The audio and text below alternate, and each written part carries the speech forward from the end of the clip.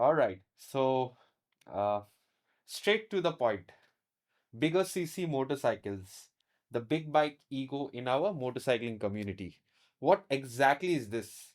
And why is it, getting into people's head that you need a bigger motorcycle to get accepted in a motorcycling community or society? Well, it was always there. I have been Right. riding motorcycles from the year, I think, 2000. And I've been riding big bikes since the year, I think, about 2007, 2008. So it was always there that someone who had a bigger motorcycle. Now, 15 years ago, it was that anyone who had a 600cc and bigger motorcycle had an ego that, hey, you know what? I have a fast motorcycle. Right. And I would kind of justify it also. I'll explain why. I don't justify the ego, but I justify why they felt like that. Because of which they were not allowing people with smaller motorcycles join them for rides. So what used to happen is that 15 plus years ago, for an example, if I had a CBR 600RR, okay, and I was going for a ride, and someone that knew me had a Pulsar, okay, could be any Pulsar, could be Pulsar 200, 220, whatever. So those days, the performance difference between a CBR 600 and a Pulsar was unbelievably high. Okay. Right. So if I had a Pulsar 220 and my acquaintance, means my neighbor or someone, had a CBR 600RR, and if he allowed me to come on a motorcycle ride with him, then I would unnecessarily push my motorcycle very hard and damage my motorcycle, that is the Pulsar, or most probably I'll not have enough experience to ride as fast as the CBR 600 person, and I might meet with some accident. Point 3, most probably I won't have the required riding gear. And point 4 is that those days there was a big issue where people would come and ask, please let me ride your superbike. Okay, these Right. days also it is there, but those days it used to be a big problem. People did not understand that, hey, this motorcycle CBR 600RR is a missile. It is a very fast motorcycle, and you riding Pulsar will not be able to ride this safely. And uh, a Pulsar rider would get offended. Absolutely true. So it was very difficult those days to explain all this. So big bike riders used to simply keep away small motorcycle riders those days. Okay. I'll give you an example, live example, what happened in my life. This I'm talking about in the year 2002 when my father had gifted the Pulsar 180 to me. It was the fastest Indian motorcycle. Okay. Of course, RD 350 was there, but I'm talking about the fastest four-stroke Indian motorcycle that time, the Pulsar 180. So I was riding my Pulsar 180, and my friend had the Yamaha RZ350, not the RD, RZ. It was a rocket, two-stroke, 50 horsepower, close to 50. Wow. Okay. So, American model. So, we went for a ride in the night. He was going for a ride. I told him, hey, I'll also join. Those days, Hyderabad streets in the night used to be almost absolutely open. And two things happened. That is, of course, he had proper riding gear, which he had imported from Singapore that time. And I was simply wearing a denim jacket and Indian helmet. I don't know which brand that was, but probably that cost 500-600 rupees that time. No Wow. gloves, nothing. So I was at big risk. He had all the safety gear. And next is, we were riding together, and my Pulsar could do 120 kilometers an hour. That was really fast those days. And that RZ350, well, it could do 170, 180 easily. So Wow. what happened was, I was going flat out 120 within Hyderabad city. Okay. And I thought, oh, I'm going so fast. This guy is left behind. And suddenly I hear, "Woo!" And my motorcycle, literally, I shake. He goes past me at about 160 or 170.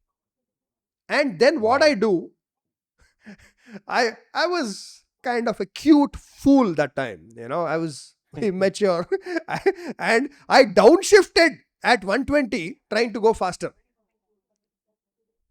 Immediately my motorcycle went beyond the red line, and the valves hit the piston and the engine ceased.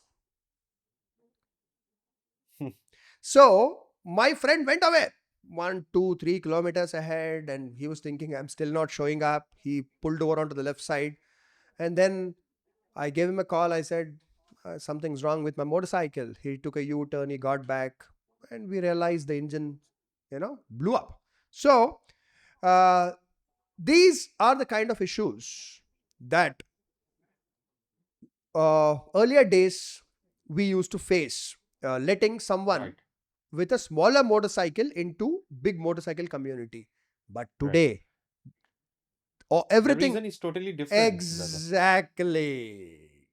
This was not the reason. Like, we are not trying to, small CC bikes are not trying to cope up with bigger CC. I know sometimes They it can happens keep up even now. today. Today.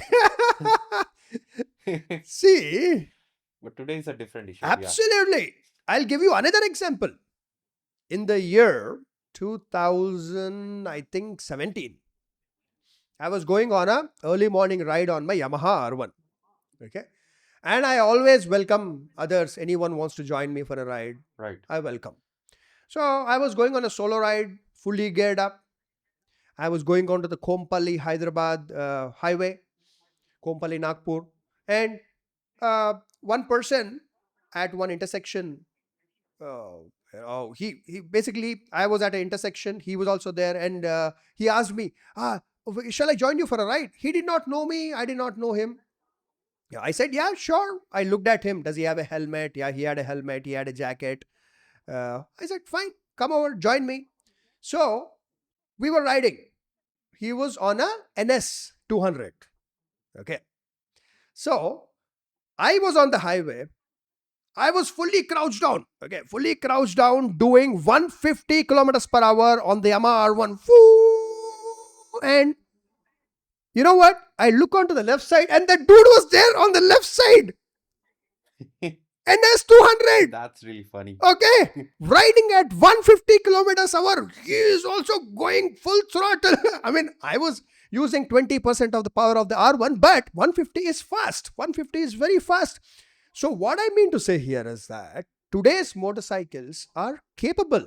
Even a 200cc NS is able to keep up with the Yamaha R1 at 150 kilometers an hour, and it also has decently good braking to stop in case of an emergency.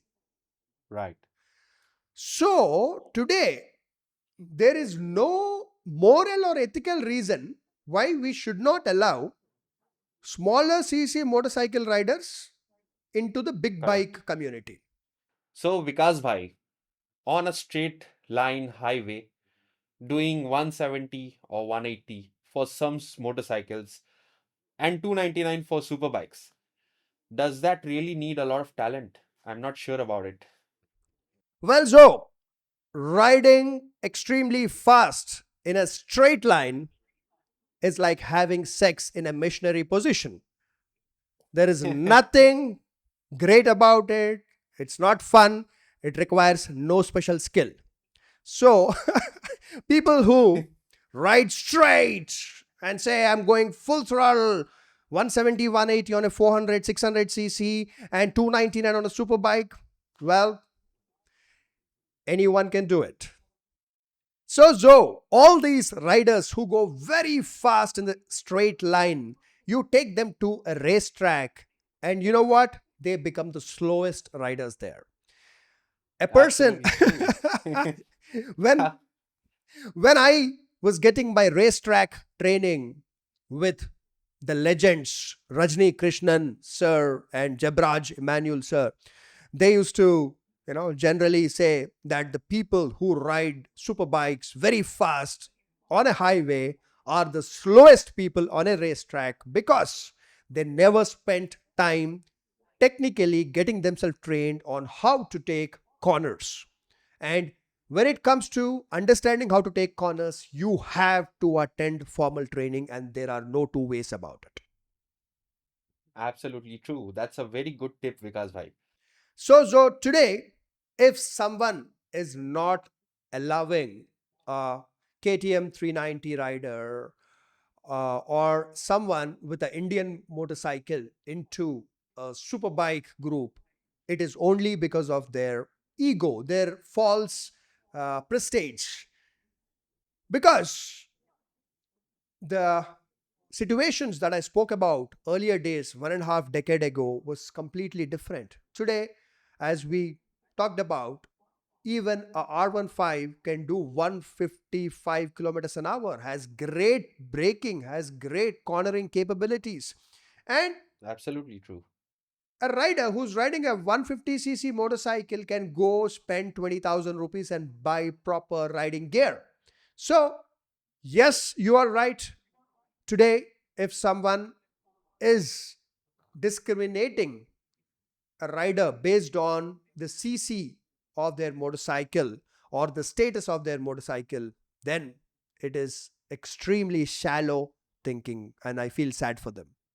And so, there is really no great prestige, pride left in owning superbikes anymore in India because 15 years ago, if we had to buy a superbike, most probably we had to import it from overseas. Okay, it was a big Correct. task, it was a lot of effort. You had to be extremely organized and passionate to do it. Plus, you needed cash, you had to save for years. Okay, and then you had to know how to personally repair that motorcycle. So it was literally a love affair. Okay. But today, anyone earning 50, 60,000 rupees salary can simply walk into a showroom, Kawasaki or anything, and can make a down payment of about 3 lakh rupees and can buy a superbike. Correct? So Absolutely true. there is no pride left. You can't say, I own a superbike today. Yeah, I mean, I'm happy. It's good for you, but it is not an achievement anymore.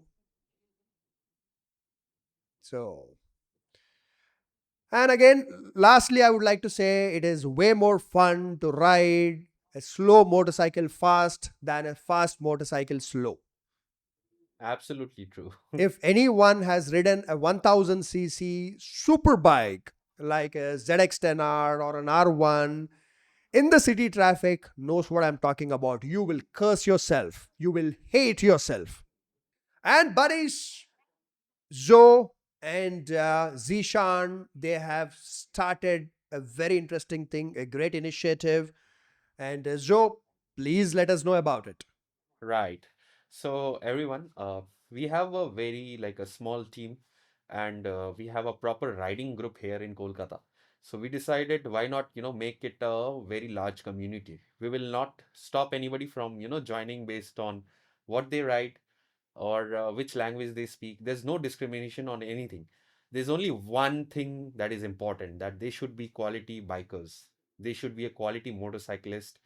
They can be a quality creator also, or anything that has to, they should have some quality to give it back to the motorcycling community. But Zoe, yesterday you told me you'll not allow me into the community because I became 40 years old now. You said I'm too old for Oh, the community. no, no, no. I'm really sorry. I think you heard that wrong, because you're the fastest 40-year-old right now. Or That's what probably, I. oh, I'm the sexiest 40-year-old. Yeah, yeah. Right. So yeah, this is like, this community is not owned by any like proper. We don't have a proper, ownership on this. But again, we are trying to build this up. Uh, this we will be exposing lot of we can talk about accidents. We will share accident videos. We'll share uh, everything. So you can join this, you can follow this page, and in that page, you'll be able to see a lot of content coming in. Awesome. And yeah, we will include a lot of groups also, riding groups. So yeah, on to you, brother. So please, guys, go ahead, check out this Instagram page, Anti Right. Squid Squad. Correct? Is that correct? Squad. Yeah. Right. Anti-squid squad. There's no squids allowed. There's a kind of a tongue twister. Anti Squid Squad. Okay. So Right. awesome. Right. So thank you very much, All everyone, right. for watching. The link would be in the description, or you can simply type it also, Right. Anti We'll Squid share Squad. all the Instagram profiles in the Yes. description. And if you have any other queries, you can feel free to comment down below. So that's all. See you in the next podcast. Bye Bye bye. bye.